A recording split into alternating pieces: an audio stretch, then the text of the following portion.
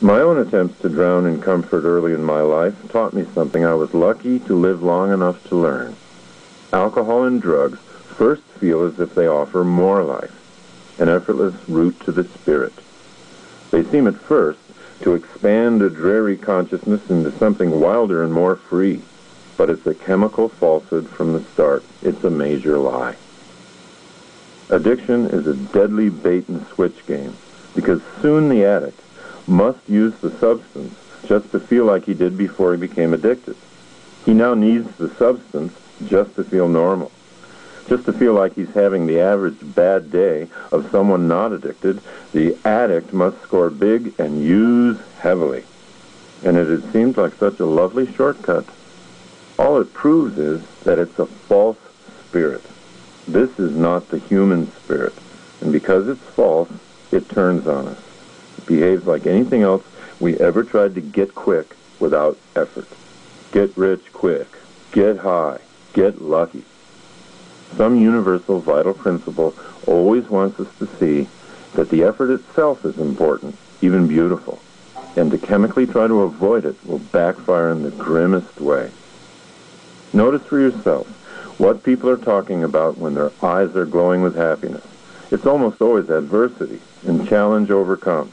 Someone's first marathon, someone's first talk in front of his or her company, someone's big football game, a difficult childbirth. It's always something that took effort and courage. It's interesting to keep track of what excites people. Notice, too, that no one talks much about comfort when it's over. If I were to write a book called Great Moments in Human Comfort, I don't think anyone would buy it unless they thought it was comical, which it surely would be. On your deathbed, you won't wish you'd been more comfortable, that you'd found an even easier, softer comfort zone to hide out in. You'll wish you'd ventured out more, that you'd spoken up more, tried some things, reinvented yourself. Victims are fond of saying that we have no heroes today. But if they would step back, they'd see the bigger picture. Potentially, we have nothing but heroes.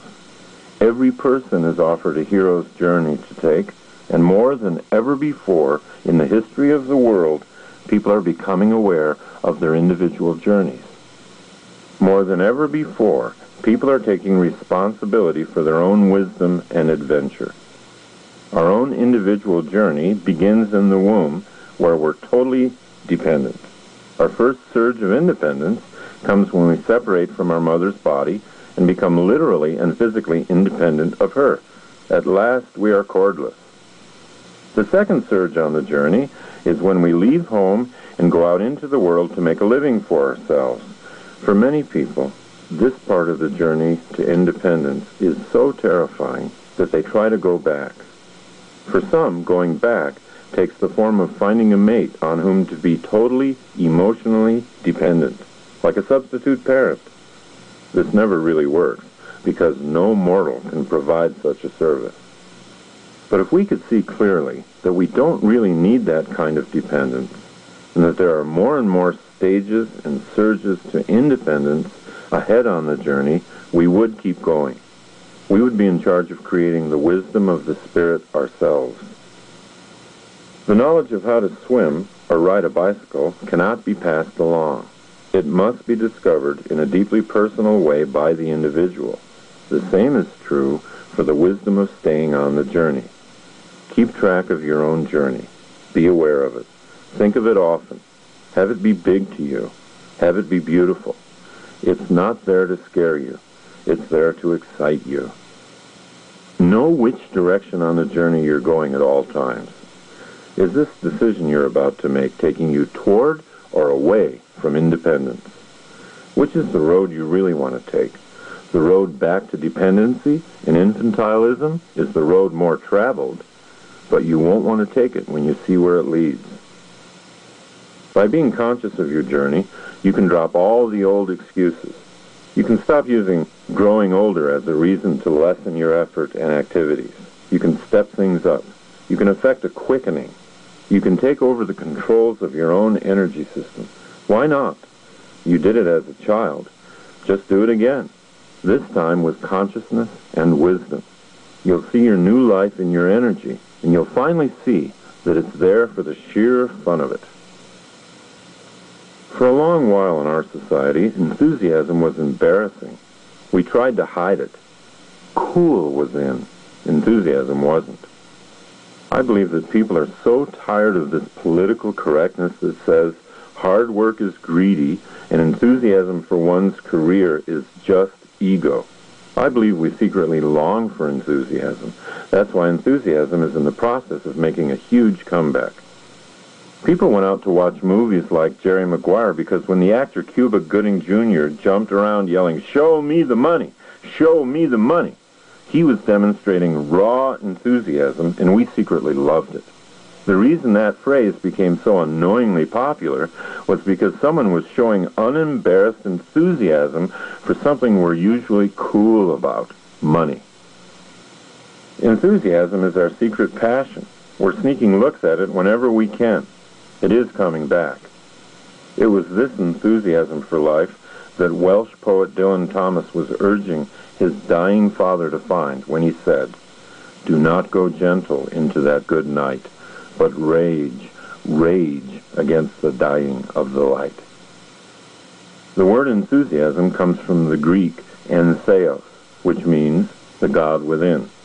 Getting connected to that part of us is the best experience we know. Your feelings of enthusiasm will always be the result of an internal effort you have made, whether you're aware of the effort or not. It's the result of something you've created through motion and movement, even if the movement is only in your mind.